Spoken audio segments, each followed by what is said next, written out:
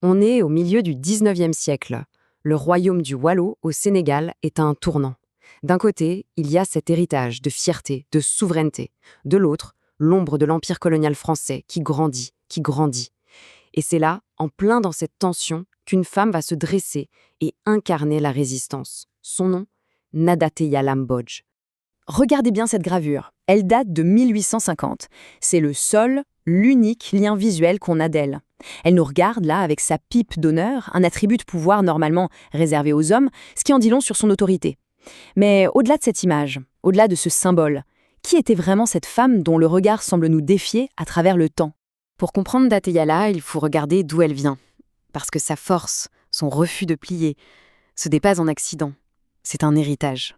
Dans le royaume du Waalo, les femmes ont toujours eu un rôle absolument central.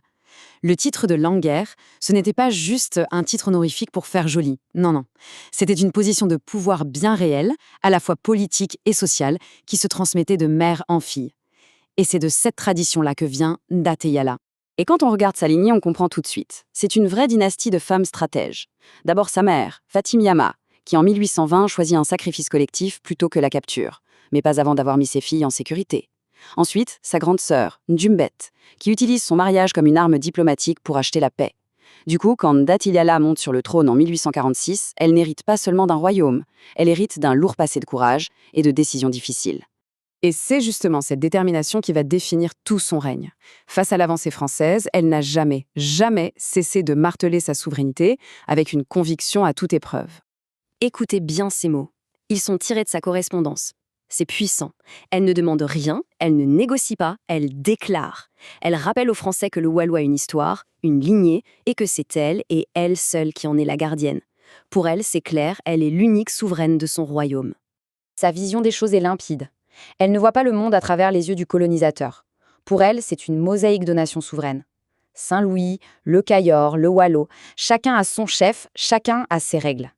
En fait, ce qu'elle dit, c'est chacun chez soi et on se respecte. Elle refuse catégoriquement qu'on vienne lui dicter comment gouverner son propre pays. Forcément, une telle défiance face à une puissance coloniale en pleine expansion, ça ne pouvait pas rester sans réponse. Sa résistance acharnée va la mener tout droit à la confrontation. La situation est explosive. D'un côté, on a Dateyala qui se bat pour la survie de son peuple et de son royaume. De l'autre, le nouveau gouverneur, Louis Faidherbe, qui a une mission très claire, soumettre la région pour servir les intérêts de la France. Leurs objectifs sont totalement incompatibles. Ce n'est plus une question de savoir s'il y aura un affrontement, mais quand. Et l'offensive ne tarde pas. Faidherbe ne vient pas pour négocier. Il rassemble une force considérable pour l'époque, des soldats français, des volontaires locaux. Il est bien décidé à en finir une bonne fois pour toutes avec la résistance du Waalo. Le coût de cette invasion est juste terrible. Ce n'est pas une simple bataille, c'est une campagne de destruction. Le bilan est lourd. 25 villages sont complètement rasés, des foyers et des vies anéantis. Et au-delà des destructions matérielles, il y a le coût humain. 300 prisonniers.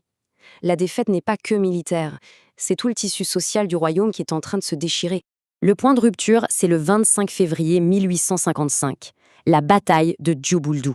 C'est là que le sort du Waalo est scellé. Face à la puissance de feu de l'armée française, les guerriers du Waalo ne peuvent rien. C'est la fin du dernier royaume indépendant de la région. Mais même là, même dans la défaite totale, ces mots résonnent encore. Elle est lucide, elle voit bien que la bataille est perdue, mais elle refuse de baisser les bras. Cette question qu'elle pose à ses dignitaires, c'est le testament de son esprit, indomptable. On pourrait croire que l'histoire s'arrête là, mais non. La fin d'un royaume, ce n'est pas la fin d'un héritage. L'esprit de résistance de Dateyala ne s'est pas éteint ce jour-là. Il va renaître de la façon la plus inattendue qui soit, à travers son propre fils. La stratégie de Faidherbe est classique et assez cynique. Pour contrôler le futur, il faut contrôler la jeunesse. Il prend donc le jeune Sidia, l'héritier du trône, pour l'éduquer à la française. Le but, c'est d'en faire un allié, un chef docile qui servira les intérêts français. Sauf que le plan ne va pas du tout se dérouler comme prévu. L'éducation de sa mère a laissé une trace bien plus profonde. Sidia va rejeter cet endoctrinement, point par point. D'abord, il abandonne son nom français, ses habits européens. Puis il se replonge dans sa culture, avec un bain rituel dans le fleuve, et fait le serment de ne plus jamais parler la langue de l'oppresseur. Et en 1869, il passe des symboles à l'action, et reprend le combat de sa mère. Malheureusement, le combat de Sidia connaîtra le même sort tragique que celui de sa mère. Il est trahi, capturé, exilé et meurt loin de sa terre, à seulement 30 ans. On pourrait se dire que la France a gagné. Militairement, oui, mais est-ce qu'elle a vraiment réussi à éteindre la flamme? La réponse, elle est juste sous nos yeux aujourd'hui. Souvenez-vous de la première image, cette petite gravure du 19e siècle. Eh bien, aujourd'hui, son image a changé d'échelle. Cette statue en bronze à Dagana, ce n'est pas juste de l'art, c'est un point de repère, un lieu de mémoire. C'est la preuve que son héritage est plus vivant que jamais. L'histoire de Ndaté Yalla, au fond, nous laisse avec cette question essentielle. En passant d'une petite gravure dans un livre à une statue immense sur une place publique, sa mémoire s'est transformée. Et ça nous interroge sur la façon dont on choisit de se souvenir de notre passé et sur le pouvoir incroyable de ces histoires pour nous inspirer aujourd'hui et demain.